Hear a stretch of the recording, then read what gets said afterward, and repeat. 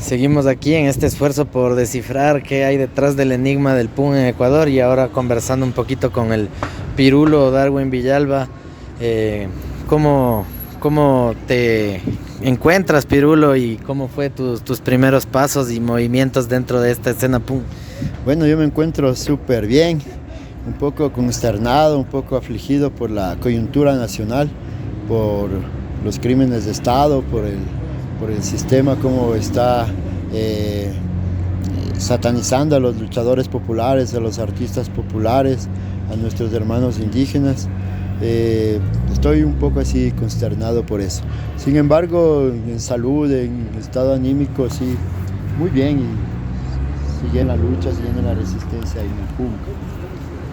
¿Cómo fue cuando recién cachaste la escena punk? ¿Estabas en el colegio? ¿Cómo llegaste? ¿Venías del metal, del rock? ¿Cómo fue eso? Claro, yo venía del rock, mi papá siempre escuchaba así buena música, siempre Santana, Zeppelin, Beatles, todas esas notas, buena música. Y a mí en la escuela ya me gustaba ya el metal, ya Ángeles, Obús, ese tipo de cosas. Sin embargo, cuando yo tenía 12 años vino una banda que marcó mi nota, que fueron Los Ilegales de España, cuando yo tenía 12 años. Entonces, de ahí ya conocí otro tipo de música, había una radio, me acuerdo creo que de Carlos Santos Montoya, creo que llamaba Hay que romper falsos mitos, de ahí ponían full metal, full música chévere. Y ya con el punk, fue cuando tuve unos 13 años por un amigo, por el Caloy, por mi pana el Patojo y el pana Caloy de Solanda. Él pudrió la mente a full panas así. Él fue la primera persona que me prestó una cinta de la Polla Record, me acuerdo, el Salve, loco. Ya dije, wow, lo demás vale carpeta. Escuché Salve y fue una nota monstruosa y desde ahí ya comencé a seguir adquiriendo más música de este género, ¿no? De después vinieron, me cruzaron uno de Escorbuto y al otro lado estaba Decibelius, me acuerdo, yo 13, 12 años, y ya escuchaba esas bandas, entonces eso ya marcó full mi vida así en la cuestión del rock, del metal, y más que nada en la nota punk ya definiéndome ya como un estilo, como un género hacia mi vida, hacia mi situación, ¿no? Antes decían que los conciertos eran más mezclados, estaba mezclado ahí el metal y el punk. ¿Cómo lo vivías también eso? Sí, siempre estuvieron, no había mucha diferencia entre rockers, punkis y nada. La cuestión creo que se radicalizó cuando un parche de aquí, de chamos, viajaron a Colombia y regresaron ya súper así, ya bien estéticos y toda la nota. Y yo recuerdo que el tropel comenzó, me acuerdo, si no me falla la memoria, un concierto en la Plaza Belmonte, me acuerdo, que en ese concierto tocó Enemigo Público y así bandas punk, y también tocaron bandas así como más de aniñados, les decíamos en esa época, así como que era Sally Mileto, creo que tocó el Igor Icaza, mi panita, saludos. Y ya hubo una puñetiza, bro, entre punkis y los nuevos rockers, sería música indie, o sea, había otras bandas así, Pulpo 3, Muscari, así, este tipo de notas. Entonces ahí como que hubo una separación entre la nota y la radicalización ya de los punks. Y porque también en la concha acústica también hubieron algunos tropeles, algunos puñetes ahí, porque los punks, o sea, nos gustaba música más extrema, así como bandas como en esa época, no sé, Brutal Masacre, bueno, hasta ahora Chancoro Duro. Y ellos tocaban en festivales así como de la concha acústica y los punkis caíamos de ahí porque como que el movimiento punk nace ahí en la Villaflor, en la concha acústica, por ahí, brother.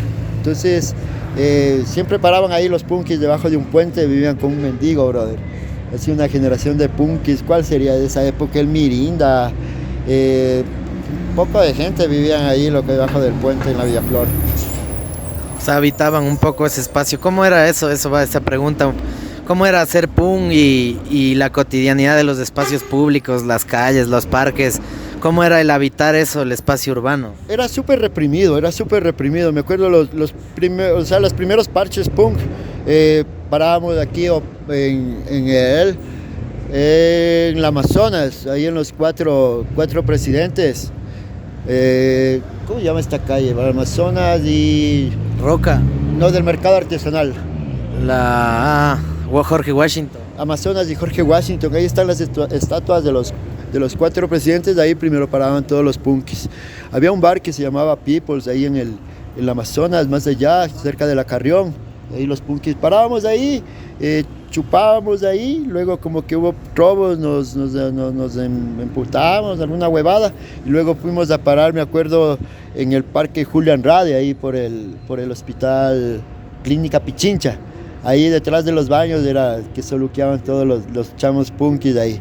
Después ya hubo un pito también por ahí, después fueron a parar por la central. También hubo pito allá, de ahí en la Carolina. Y después ya todo el parche como que se dispersó, brother. Se dispersó todo el parche. ¿Qué dice mi brother? Todo el parche como que se dispersa y entonces cada pana que venía punkis, suponte había punkis aquí que se juntaban en la zona, que eran de Carapungo, otros de la Argelia, otros del Comité, o sea, de todos lados. Y ahí como que se separan los parches y cada loco así como que comienza a hacer un parche por su zona, por su barrio. Y ahí salió otro parche que era en el sur, en la Atahualpa, en el Redondel, loco. Los punkis eran ya de más dementes, ya muy ratapunga, así muy desquiciados, muy soluqueros, ya de más.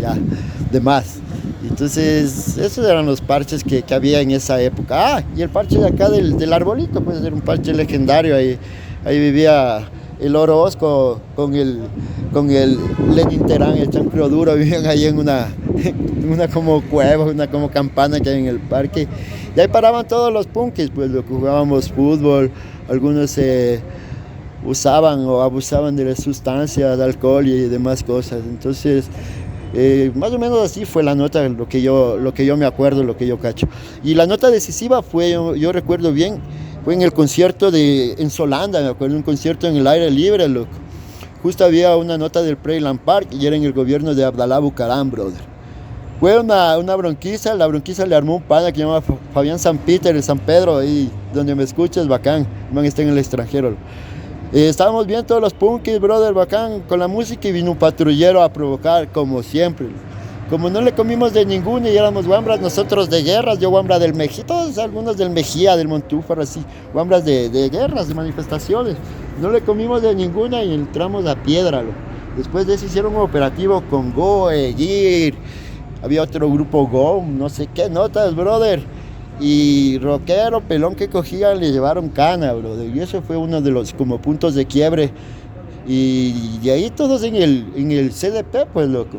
Si antes los punkis, por estar con chopas militares o pantalones militares, con cresta o con algún spice, algo, era cana, pues, loco. Antes era cana, te ven el pelo pintado y era cana. O sea, vos ibas a visitar a los panas punkis, eran en el CDP siempre, loco. CDP siempre, los punkis ahí. Y otro momento así, bien tuco, fue cuando vino Ilegales acá en la Casa de la Cultura.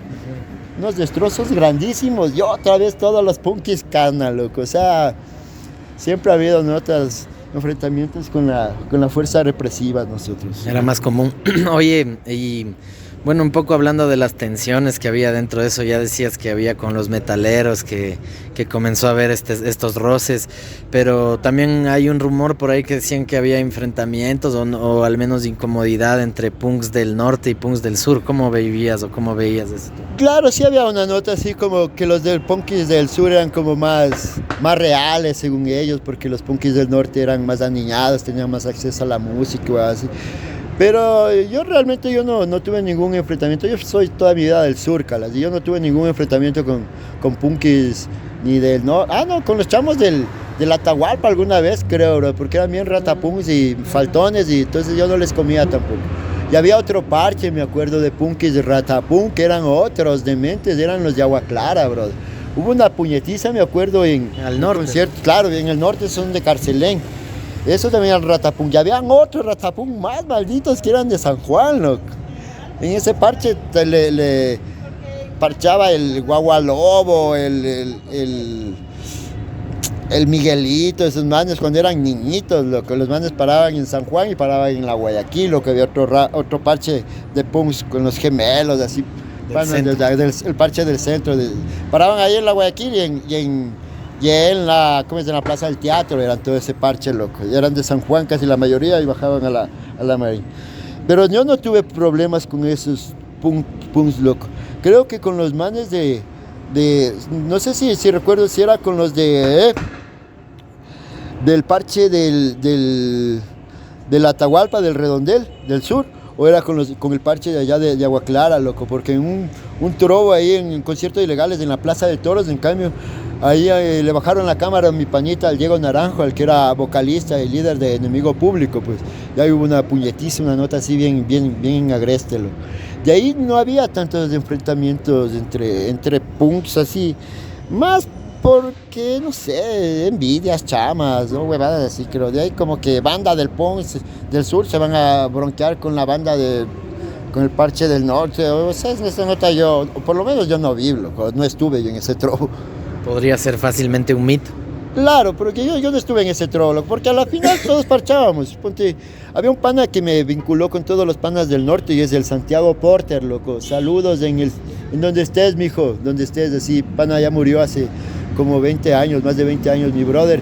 Y el man era el chacha, le decíamos. El man era el que me contactó y todas las notas, ponte, con el Pito, con el Almuerzo, con el Mega, con el Bibis, con el Dos Palos, con todos los parches de acá, con el Chino Adrián, con todos los panas.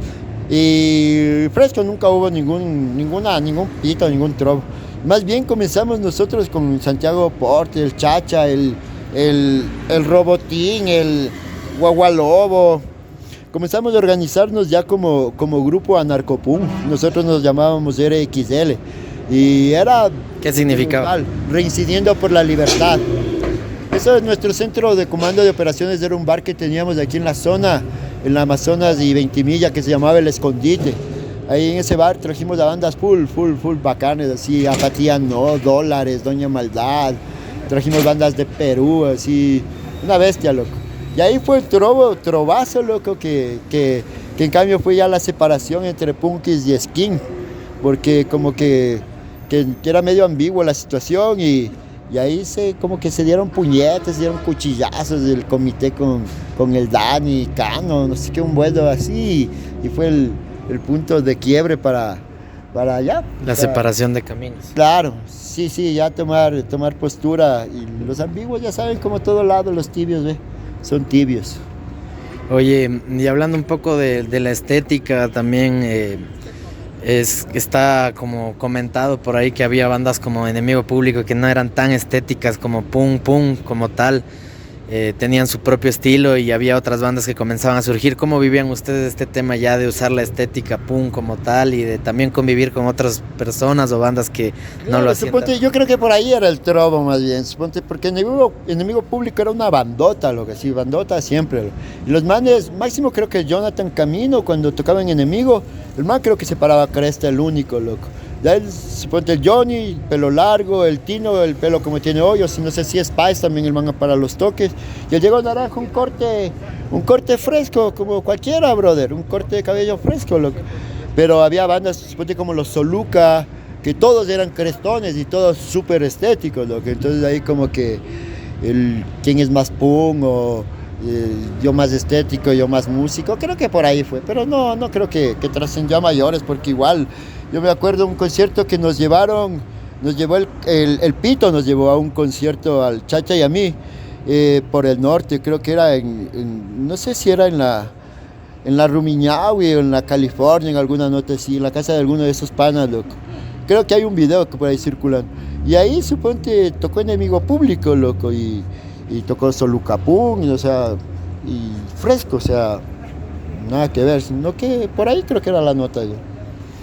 Porque había otras bandas, después había otras bandas que esos sí eran aniñados, o sea, de punk, suponte El Retorno, Amigos de lo Ajeno, así, o sea, otra nota, o Escalos, La Rocola, que fuera de cualquier nota a mí me fascina, me agradan esas bandas, porque igual también crecí con eso, pero los manes eran otro vuelo, pues los manes eran aniñados, no los Enemigo Público, igual que eran del sur o del Calzado, no creo.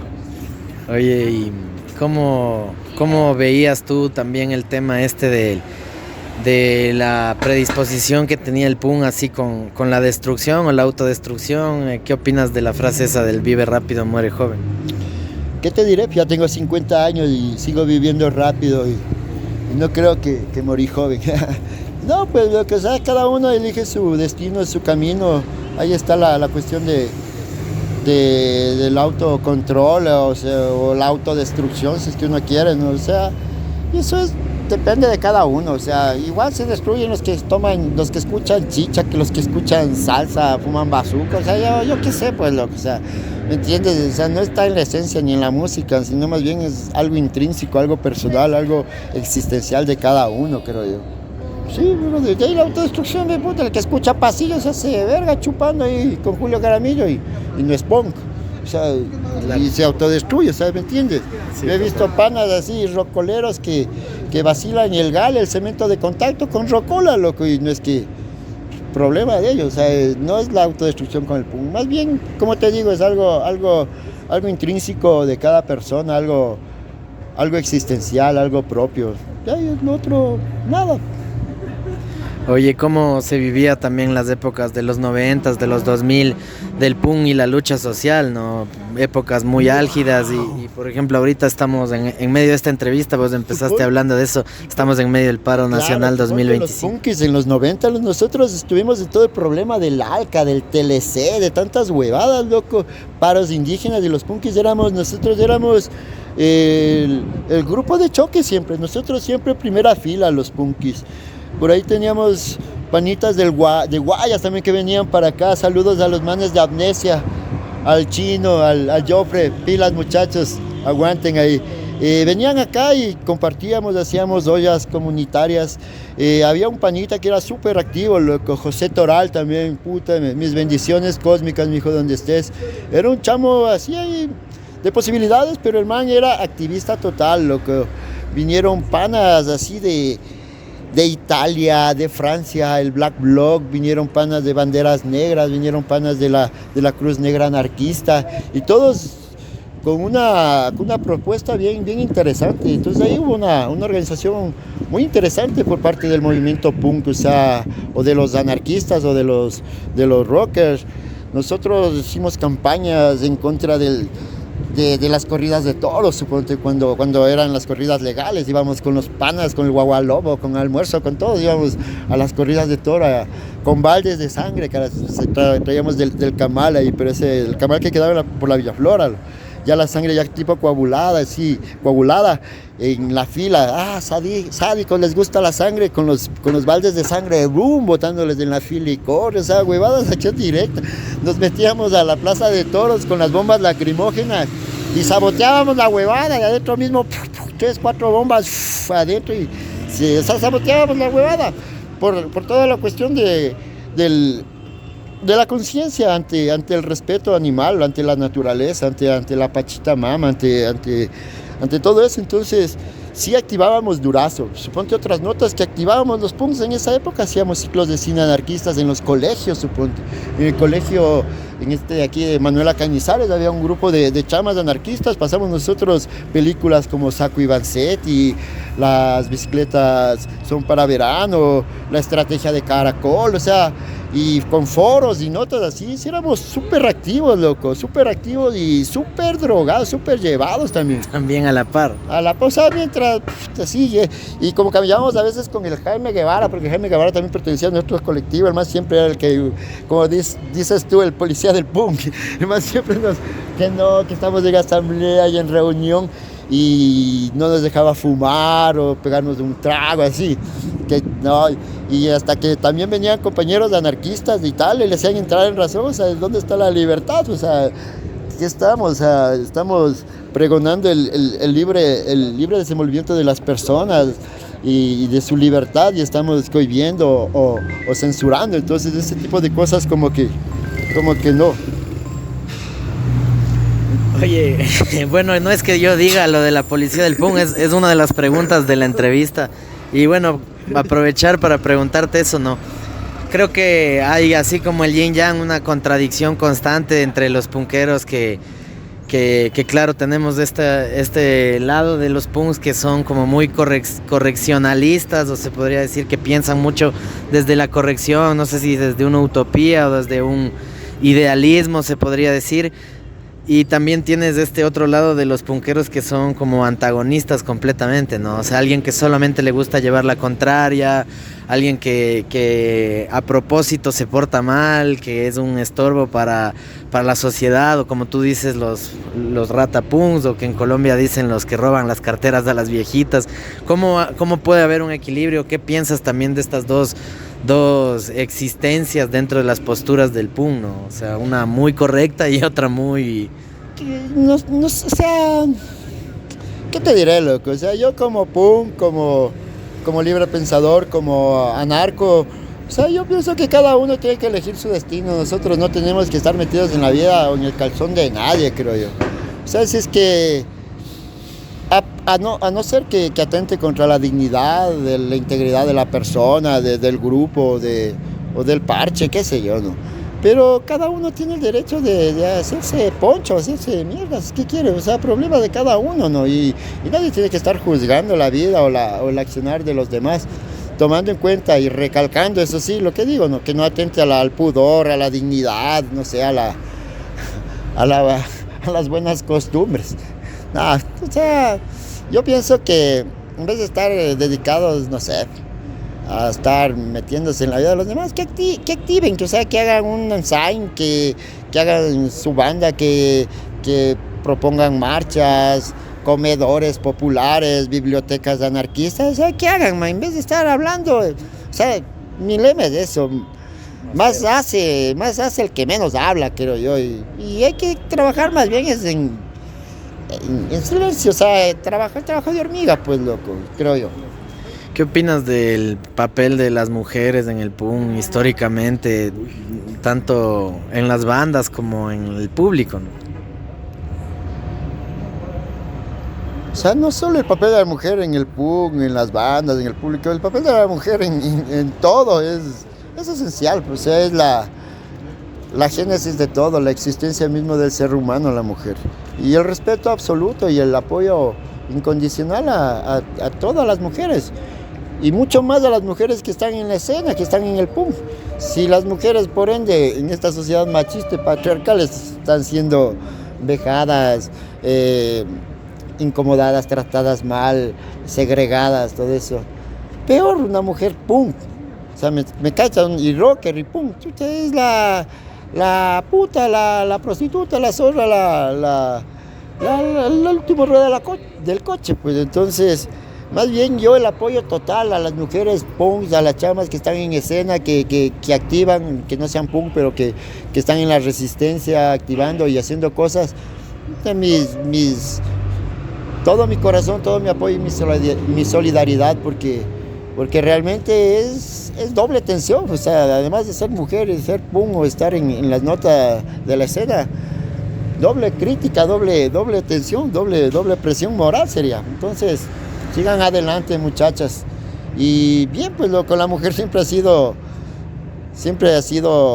no. A ver, parafraseando más bien la frase esa de que detrás de cada buen hombre hay una buena mujer, no, más bien todo lo contrario, o sea, o de la par a la par, de la mano de un buen hombre siempre va a estar una buena mujer, o sea, y es el complemento, es la cuestión de la... Y viceversa. Claro, de la complementariedad, se podría decir.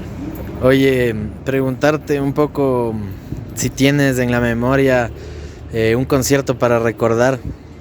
Mi primer concierto, el maldito, cuando vino Masacre. Una vez en el Calzado, loco. Calzado había una nota, había una casa ocupa, pero hace rato, eso van a acordarse solo los punkis, pero ya los más viejos, se llamaba la Casa de Chocolate, loco. Eso era como un squatter, como una ocupa ahí en el Calzado, detrás de la Casa Barrial. Ahí se veían pernoctar los enemigos públicos, que hayan full bandas, full gente sabía estar ahí, hasta que demolieron, loco. Bueno, como paréntesis, esa era la nota. El concierto de Masacre, concierto de BCN, que fue por la 5 de junio, donde es ahora el Coral. Ahí fue el concierto de BCN, me acuerdo, una máquina.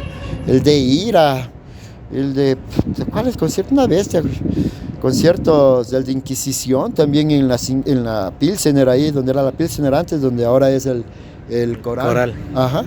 Oye, un concierto para olvidar, uno que no quisieras haber nunca ido. El concierto de Cradle of Filth, creo. El que no se dio. No se dio, nos hicieron verga, pagamos de entrada, nos hicieron huevadas, nos vieron la cara y toda la huevada, una mierda. Pero no, fresco igual.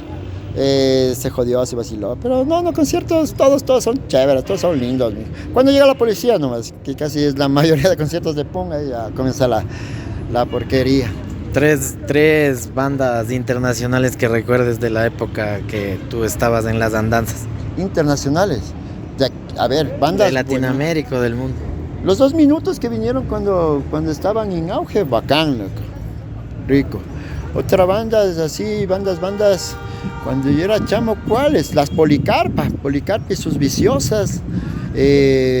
¿Cuál más? Pues vendrían unas bandas... La Pestilencia.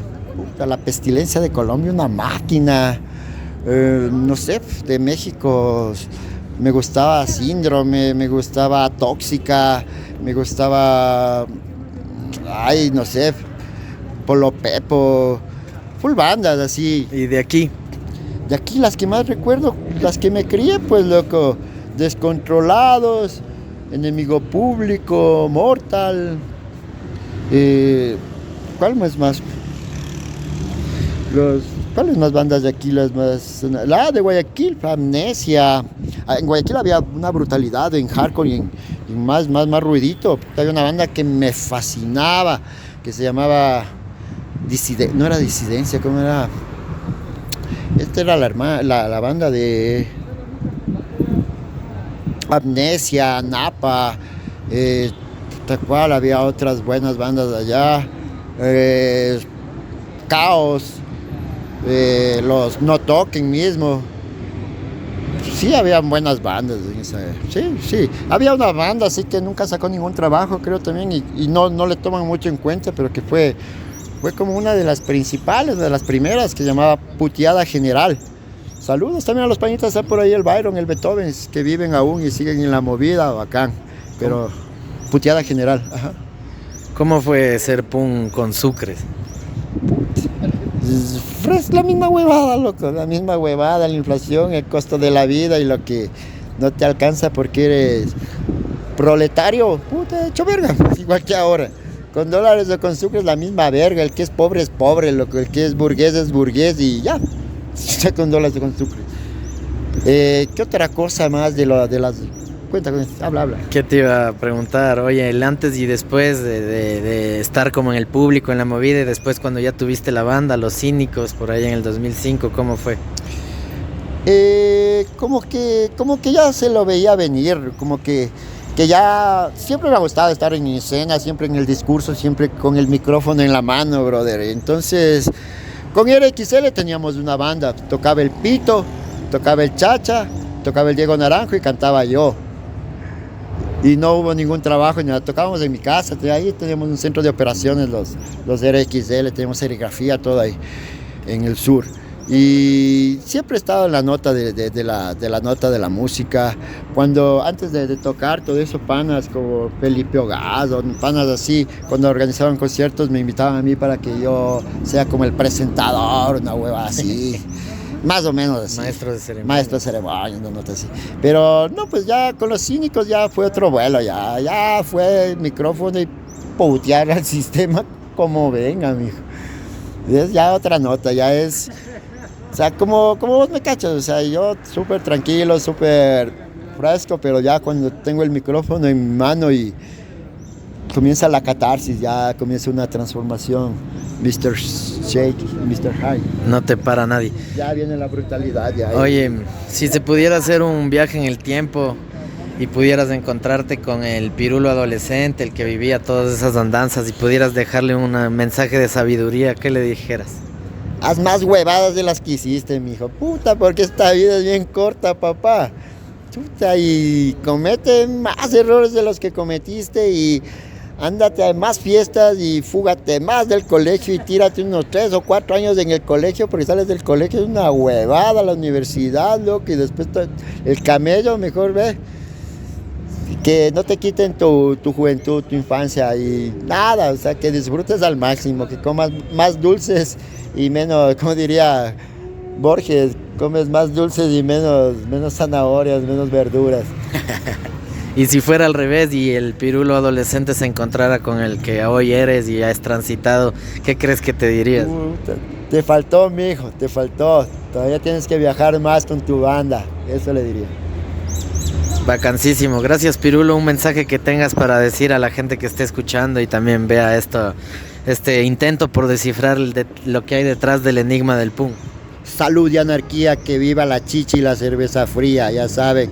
La lucha continúa, muchachos. La única lucha que se pierde es la que se abandona. Seguimos de en pie de lucha los cínicos y con todo respeto y con toda memoria nuestros muertos, nuestros caídos en combate. Sí, nosotros seguiremos en la lucha con su ejemplo, con su dignidad. Y adelante, muchachos, seguimos, los cínicos para el rato. Gracias, Pirulito, chévere. ¿Por qué Pirulo? ¿Por qué Pirulo? ¿Por qué salió ese apodo? Eso también. A ver, yo cuando era chiquito, bueno, hasta ahora soy chiquito, nunca crecí. Había por el barrio un mafioso, loco, el Laquito Sur, un mafioso que era el dueño de toda la banda ahí de Laquito Sur. Al man le decían Pirulo porque era así pequeño, una nota así. Y yo como jugaba fútbol, todo eso con todos los vagos, los fumones y toda la huevada. Y yo era así mismo medio alocadito de chamo, o sea, no le como de ninguna a nadie, es bien alocado de chamo. Y entonces me decían que era el hijo del man, el hijo del Pirulo, me decían. Y al man ya le mataron, le mataron cuando era de chamo mismo, por muy hasta las huevas, entonces... Y heredaste el... Yo heredé el apodo. Y la nota es por los chupetes, ¿no se acuerdan? Los chupetes pequeñitos, los pirulitos, claro. Por eso. Y las muchachas. Por eso, chévere, gracias, Pirulo. Una bestia. Ahora sí, hace. Loco, mamá. No se graba, no mentira. Ya pues. Gracias, Ecuador. País amazónico. Ya se han de haber tomado todito. ¿Te acuerdas qué más era la